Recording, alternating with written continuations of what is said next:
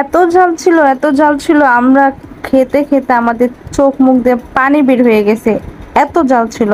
আসসালামু আলাইকুম এভরিওয়ান, কেমন আছেন সবাই? আশা করি সবাই ভালো আছেন। অ্যানাদার নিউ ব্লগ নিয়ে চলে আসলাম আপনাদের মাঝে। আশা করি ব্লগটা সবাই ভালো লাগবে, ভালো লাগলে লাইক কমেন্ট শেয়ার করবেন। চায়না নুডলস এত ঝাল ভাই, আমি কখনোই ট্রাই করিনি, এট ফার্স্ট ট্রাই করা হচ্ছে। তাই তাই বলে এত ঝাল বাইরে ভাই, আমার চোখ নাক মুখ দিয়ে পানি তো বের হয়েছে হয়েছে, খুবই ঝাল ছিল, নাক মুখ সব গরম হয়ে গেছিল। তো বান্ধবী দেখছেন চায়না নুডলসের জন্য, যে চায়না নুডলস কি বলে, এটারে কি নুডলস বলে আমি ভুলে গেছি, যাই হোক আপনারা বুঝে নিয়েন। ওটার জন্য মাংসগুলা মিক্স করা হচ্ছে সব মশলা দিয়ে। তো বান্ধবী সব কিছু মিক্স করে রাখতেছে আর আমি ভিডিও করতেছিলাম। তো ভিডিওটা আপনাদের জন্য। আর আপনারা এই নুডলস কার কার পছন্দ সেটা কিন্তু অবশ্যই কমেন্ট বক্সে জানিয়ে যাবেন। ভাই আমি নেক্সট আর এটা ট্রাই করছি না, এত পরিমাণ ঝাল ছিল যা বলার বাহিরে। বান্ধবী যখন চিকেনগুলো ভাজতেছিল, ভাজা শেষ হলে আমরা দাঁড়ায় দাঁড়ায় চিকেন তখনই অর্ধেক শেষ করে ফেলছি। ওর সব কিছু মিক্স করার পরে চিকেনটা এত মজা ছিল যা বলার বাইরে। এই তো দেখতে পারতেছেন কি পরিমাণ যে এটা ঝাল ছিল, রামেনটা খুব পরিমাণ ঝাল ছিল। আর আমি ফার্স্টে ট্রাই করছি, ওরা অনেক আগে খাইছে। এইটাই ফার্স্ট ছিল, এটাই লাস্ট ছিল, আমি আর কখনো ট্রাই করব না ভাই, এত পরিমাণ ঝাল। তো এই তো বান্ধবী সুন্দর করে বানিয়ে নিতেছে। আমার বান্ধবীকে খুবই কষ্ট দিই যখন ওদের বাসায় যাই আমি।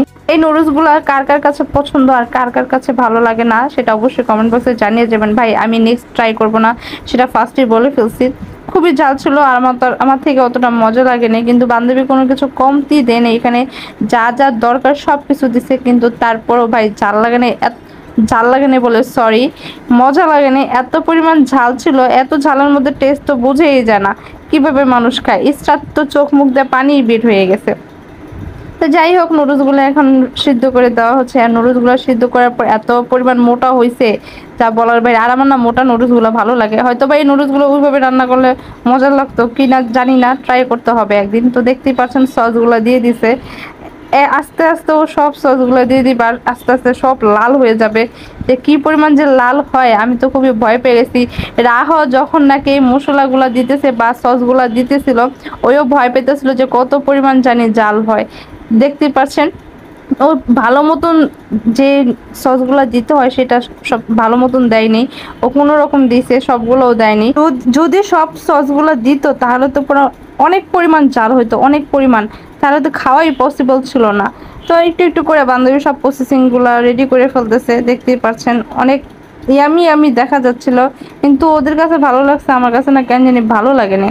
তো এখন ডিম পোস্ট করে ফেলবে, ডিম ছাড়া তার হবে না। দেখতেই পাচ্ছেন ডিমের জন্য তেল দিয়ে দিছে বান্ধবী, একটু একটু করে একটু ময়দা দিয়ে দিবে, ময়দা